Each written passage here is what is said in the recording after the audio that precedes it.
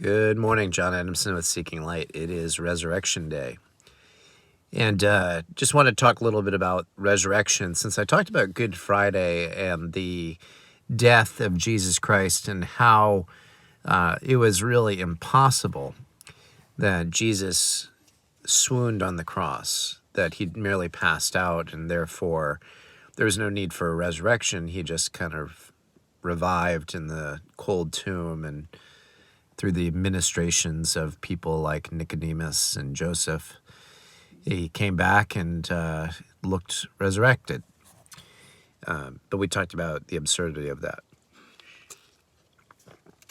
So let's talk about the resurrection. So today, obviously, we celebrate that. And one thing that many have argued through the years is that the disciples stole Jesus' body. That, yeah, sure, he was dead. They stole his body.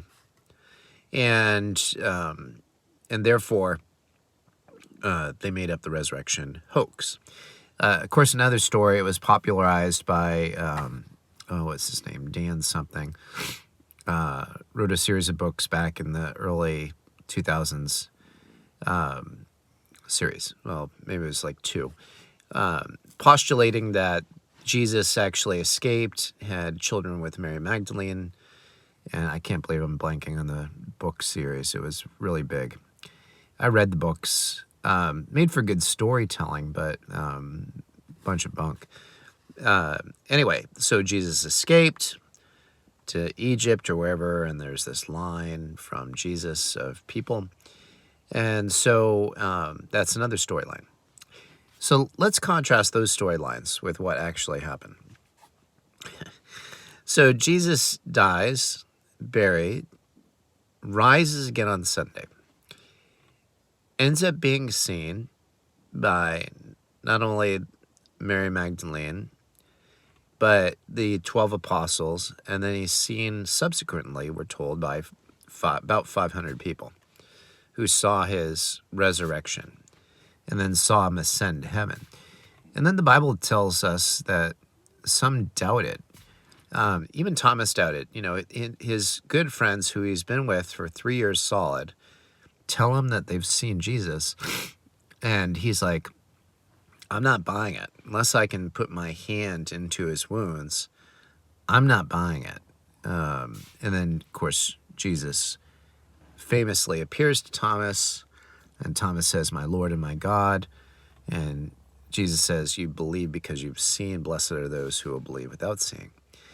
And anyway, so finally Jesus, after 40 days post-resurrection, he ascends to heaven. So he's no longer in an earthly ministry with them. And then they do these remarkable things, like these apostles go out and start preaching the good news.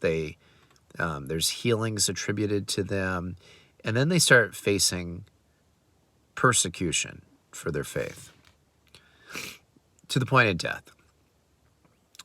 11 out of 12 of the apostles, at least, we know, died some very gruesome deaths. James was the first one to die, put to the sword. And then Peter famously crucified upside down. And then we have, other things going on with the other apostles. Paul, the Apostle Paul, beheaded. All these people doing things that made their life not only a lot more difficult, but dangerous to live, and led to their death. So the question is, if they knew that Jesus had either they stole his body and just buried him someplace else, or that he escaped to Egypt and had children with Mary Magdalene, if they knew that, why would they go to their death? Were they that deluded that they would literally sacrifice their own lives to propagate what they knew was a myth so that that myth could perpetuate beyond them? Now, a lot of people have died for faiths when they didn't have any evidence to the contrary. So there are, we know of Muslim extremists who have blown themselves up for their faith. And yet, their faith is not predicated upon somebody rising from the dead. Muhammad did not rise from the dead. They would articulate that. So they're basing their willingness to be blown up on something else, that which is unseen. But if these apostles had perpetuated a lie, as soon as the pressure started being applied to them, they would have been like, oh, sorry, just made it up. No, this didn't really happen. We didn't really see him rise from the dead. Yeah, we hid his body. Yes, he escaped to Egypt with the Mary Magdalene. Yes, all these, this is total fabrication. Please spare my life. It would have been impossible for all 12 of them to face the consequences they did. And you look at somebody like John the Apostle, who wrote the book of John, 1st, 2nd, 3rd John, Revelation, and you look at the fact that he lived to a pretty ripe age. And it is attested that he died, but some have said that he just died in prison of old age. He wrote his books later than the others in the New Testament, and yet there's no hint whatsoever that there's some kind of fabricated lie, some kind of made-up story. Everybody stuck to their story to the end. That's the kind of so-called mass delusion that does not happen.